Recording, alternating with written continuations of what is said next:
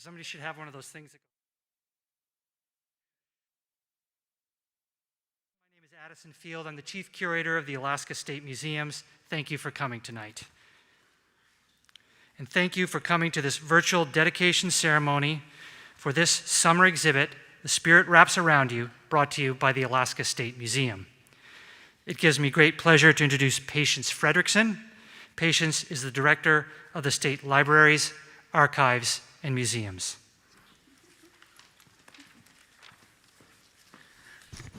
Oh, good evening. It's so nice to have a full house again after a year of complete and total quiet. It's very exciting. All the staff is very excited. To start with, I would like to acknowledge that we are gathered on the unceded land of the Auk peoples. I ask you to join me in acknowledging the Auk community, their elders, both past and present, as well as future generations. The Alaska Division of Libraries, Archives, and Museums acknowledge that Alaska was founded upon exclusions and erasures of many Indigenous people, including those on whose land this institution is located. So first off, as I said, we're so very excited to have people in this facility again for the dedication of this magnificent exhibit. We know Sway was scheduled for last summer, but we had to postpone it because we thought we would have absolutely no visitors. So this year's looking good, and as I said, so very excited. I want to thank all of our guest curators, supporters, funders, and friends. All of you are more crucial to our work than you can imagine. I especially want to thank the staff of the State Museum, who've been working on this exhibit for a number of years. When I arrived here in 2016, they were talking the regalia exhibit then, and it has been an interesting road to follow as this has all been pulled together. I'd also like to thank the division staff who have supported this project in ways small and large. Thank you so much for coming. I hope you have a wonderful time, and I'm looking forward to it. I haven't seen the exhibit because I didn't want to get underfoot, so it's really exciting for me too. Thank you.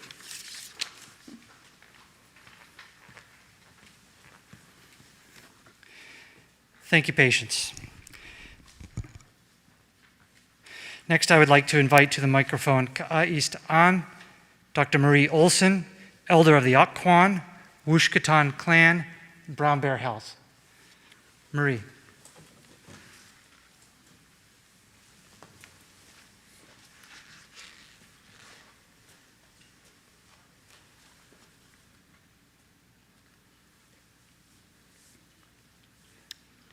Welcome. Chilkat Yehuan, welcome. This is an unusual event. We're all wearing masks.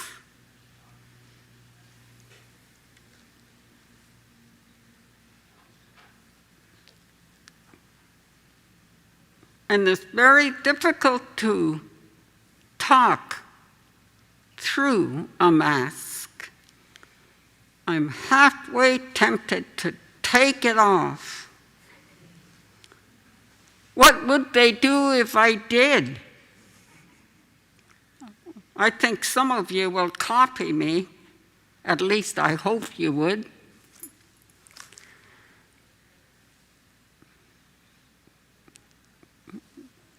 I think the whole cotton picking world is in a mess, and we're part of it, so we better hang on to our masks.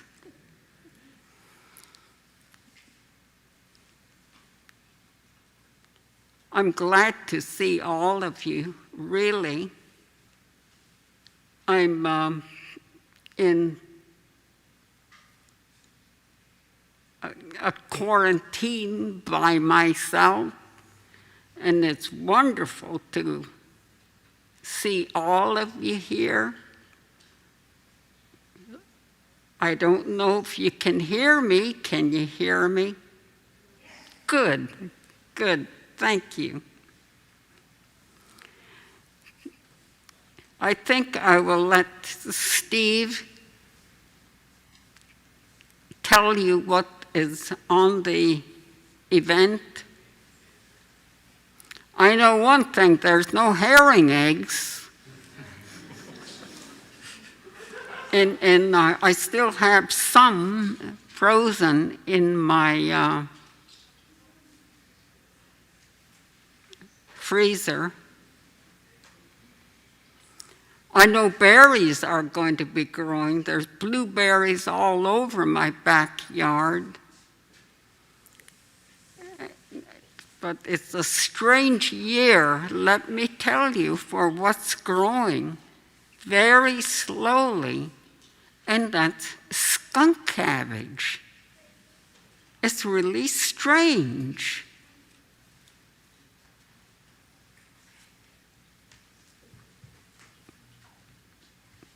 Anyway, I'm glad to see all of you.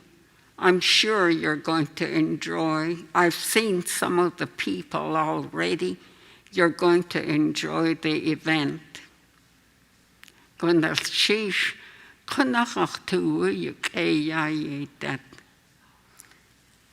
Thank you.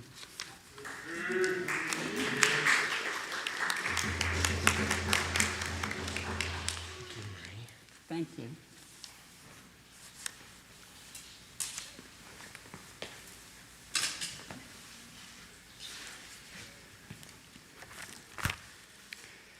Thank you, Marie. Gunakshish.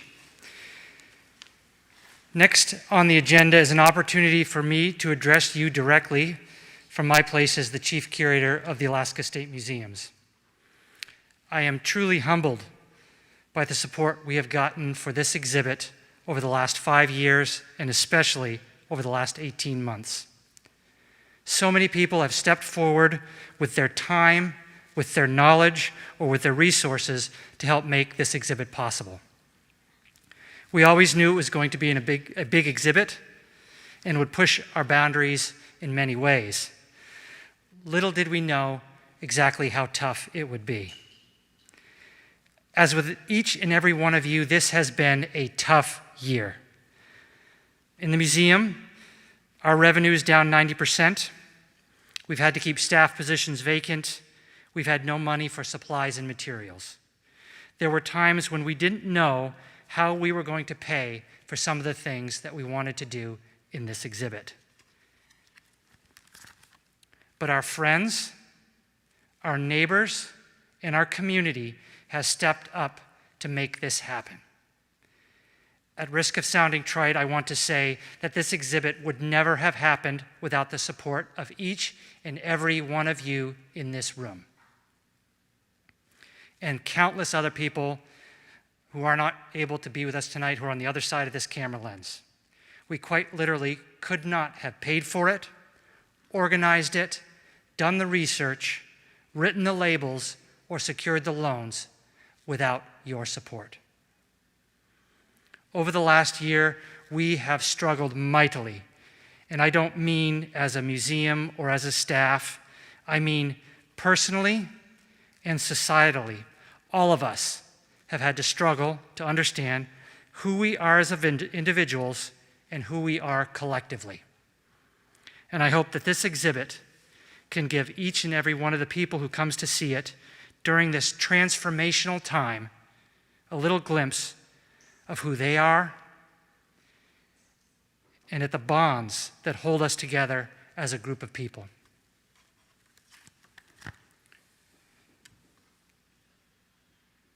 And with that said, I'll go ahead and I'll thank our sponsors, the Ravenstail Weavers Guild, Sealaska Heritage Institute, Gold Belt, the King Family Trust, the Schempf, Parker, Steyer, Calkins, Rayfield, Frederickson, and Pugh families, the Friends of the State Libraries, Archives, and Museums, the State of Alaska, and those sponsors that wish to remain anonymous.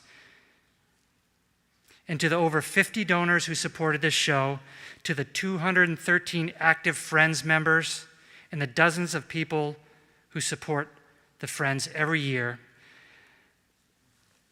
I'd like to thank you in the immortal words of Ozzy Osbourne from the Black Sabbath reunion album, Thank you from the bottom of my cold black heart. Okay, so now it's time for us to move to the focus of the evening. This exhibit was put together by a curatorial team of experts from across the Northwest Coast. The exhibit was developed with a team of internationally renowned weavers, including Evelyn Vanderhoop, Dolores Churchill, Marie Oldfield, and Lonnie Hotch, assisted by a group of Juno weavers that included Kay Parker, Marcia Steyer, Lily Hope, and Janice Criswell, and many, many others. Because of travel restrictions in Canada and the general disruption that this pandemic has caused, several of those weavers cannot be with us in person this evening. Son to us, Lonnie Hotch, is here tonight and will say a few words. Lonnie is a weaver from the Kagwantan clan of Klukwan. Lonnie.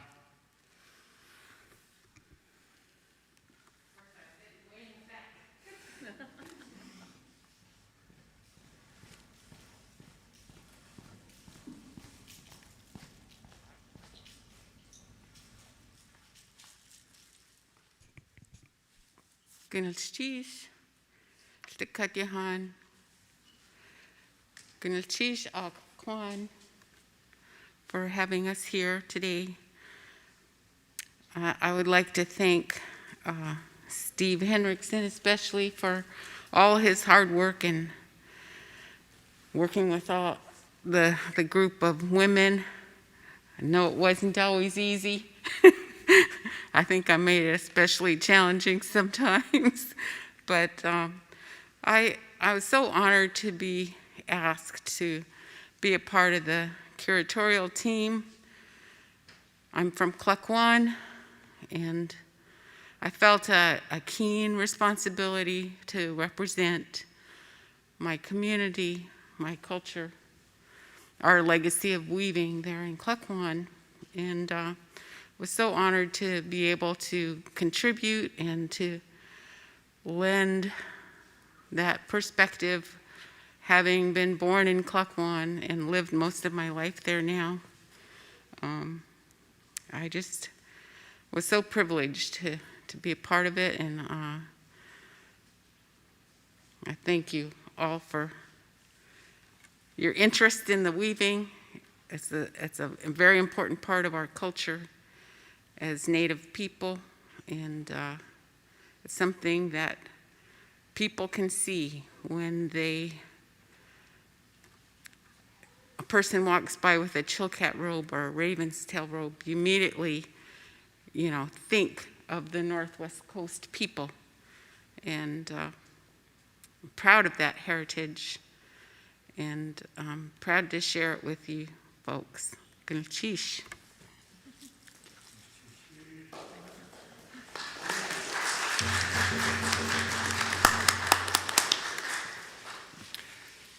Thank you, Lonnie.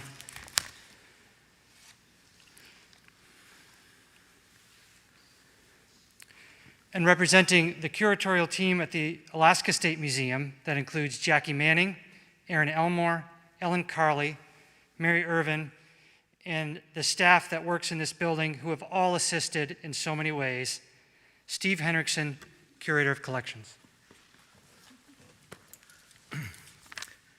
Thank you, everyone. It's really great to see people in here after so long without a group.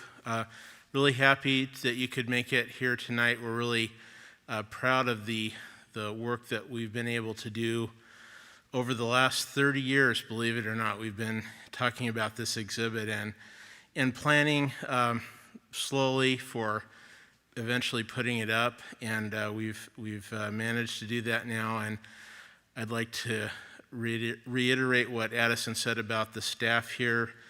I think as you'll see, the work is the best quality work as far as the exhibit goes, the beauty of it, and the way it all makes sense, and it stands up to the work we're exhibiting. Really, I think that's really important that it hold up the work and add something to it, and it's really a strikingly beautiful show. And I'd like to thank the staff for doing such a fine job with it.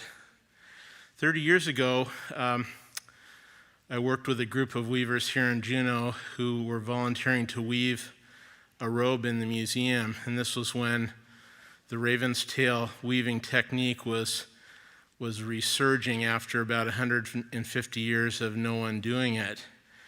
It was an exciting time, and as we talked over the robe that was being woven, we thought about how great it would be to have an exhibit that looks at what we know about how those weavings developed over the last couple hundred years.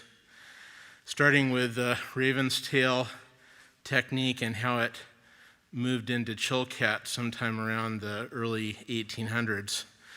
And we had this vision then that over the last 30 years has been talked about by several incarnations of the museum staff, and we finally were able to pull it all together, and it's really, really good to see. And I think as far as what we want people to learn from the exhibit, or to encourage them to think about at least, we want to show our pride in Alaska and the people here, and the innovation and the creativity represented by these truly unique techniques that were invented here for making these robes using local materials, mountain goat wool and yellow cedar bark, and other materials like dye substances, and there's a whole section in the exhibit on how the dyeing was done.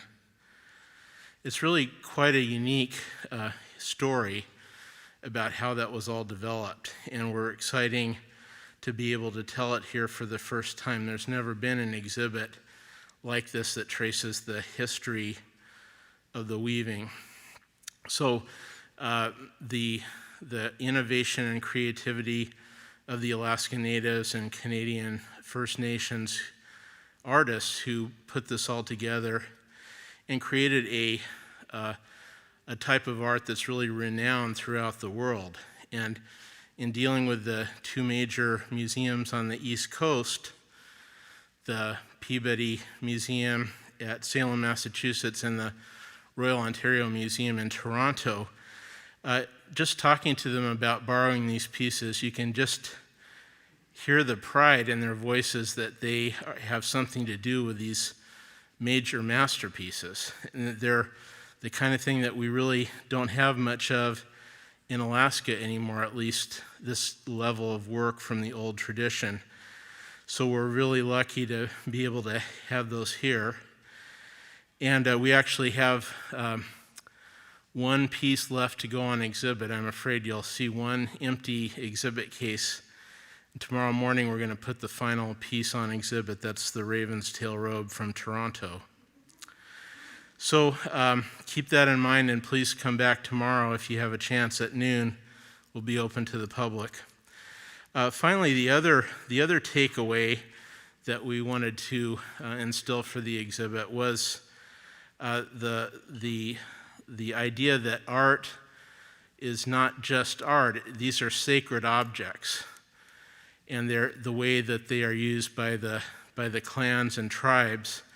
They're very much part of the religious aspects of the ceremony. And in putting this show together, it would not have been possible without the assistance of Tlingit clans who have loaned their sacred objects for this exhibit. So keep in mind that these are objects that are inhabited and surrounded by spirits at times, and they're beautiful to look at, yes, but they also have the sacred quality.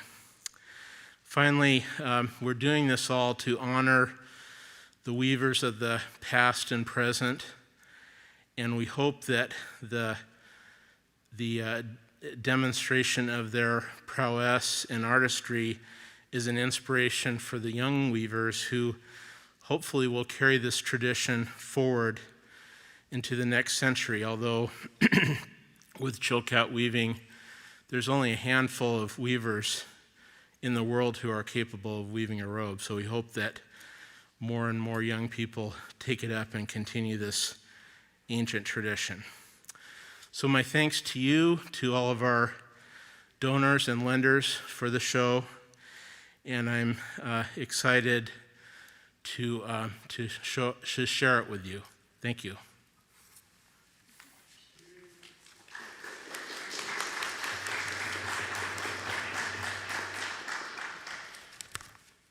Thank you, Steve. Next, it's my great pleasure to introduce Lyle James, the Wusht'in dancers. Lyle.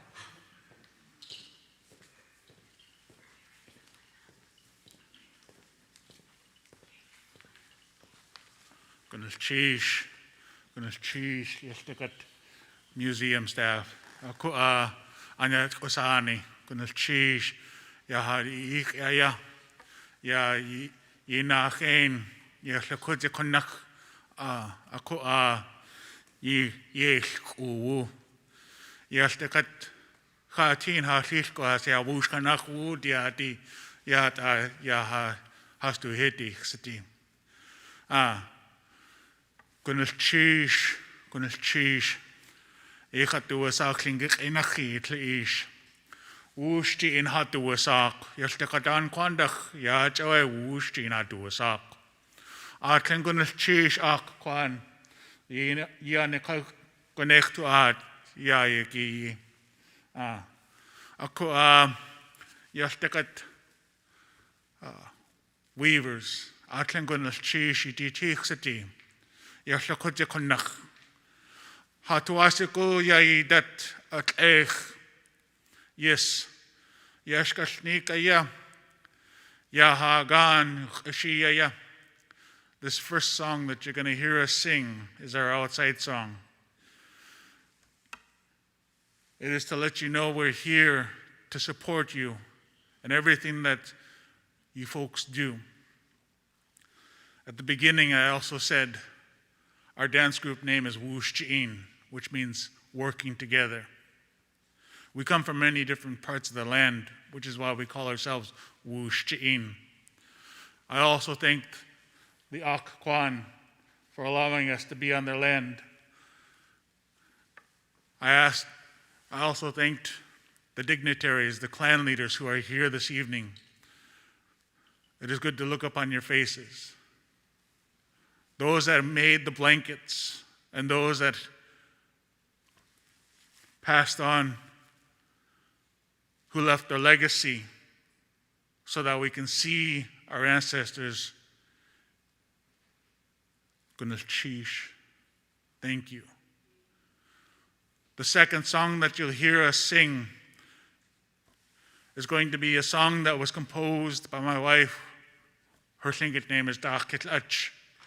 She is Ganachadi from the Yanwushli Hashi hit.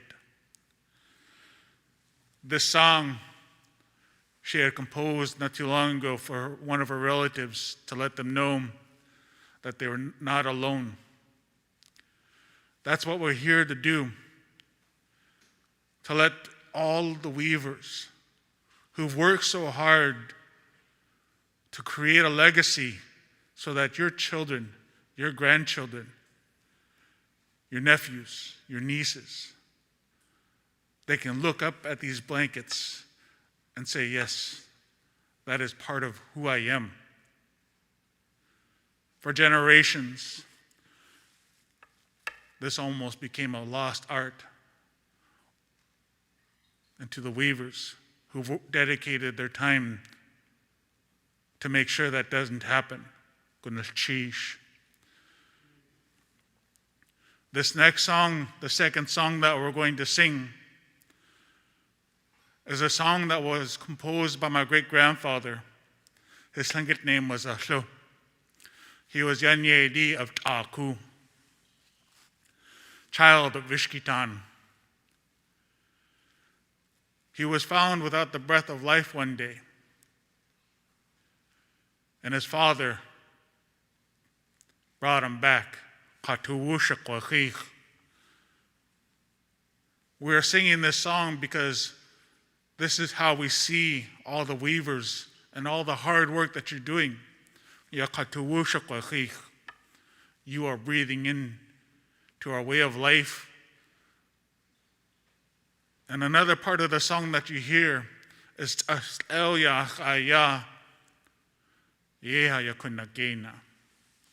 it's multiplying like sand. Everything that you folks do, the life that you breathe into it, it is multiplying like sand. And that is how we see all the hard work that you put into this. The last song that we're going to sing is a song that my great-grandfather, Adam James, whose Tlingit name was Ayite, he was Sukchinedi of cake. This is also known as the Loon Song.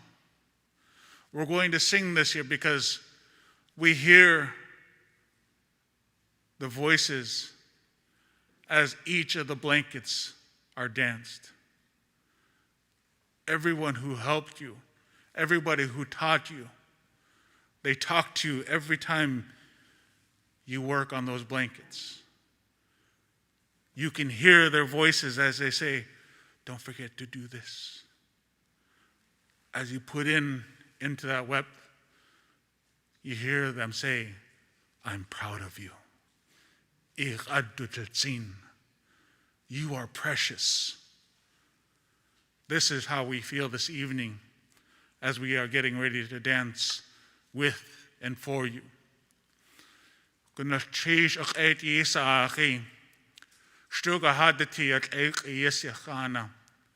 To all those that are online, to those who couldn't make it in person, thank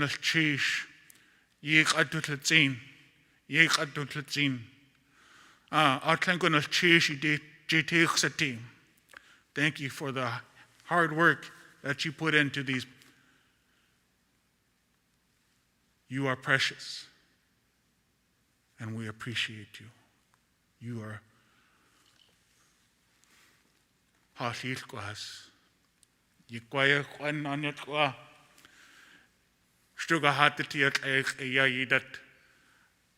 and for our guests, for our dignitaries who are the weavers, if you'd like to join us in dancing. And if you feel like dancing, don't be afraid to have fun. That's what we're here to do this evening. Celebrate this hard work.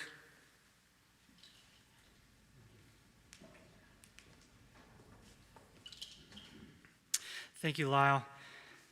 Gunakchish. As the dancers start to sing, what we'd like for you folks here in the audience is to begin working your way into the galleries. And we have some museum staff, Mary and Chelsea. Can you raise your hand? They will help you find a spot in the galleries where you can watch the dance through. As you do this, please just do your best to remain socially distanced and respect your bubbles. Thank you. Go ahead.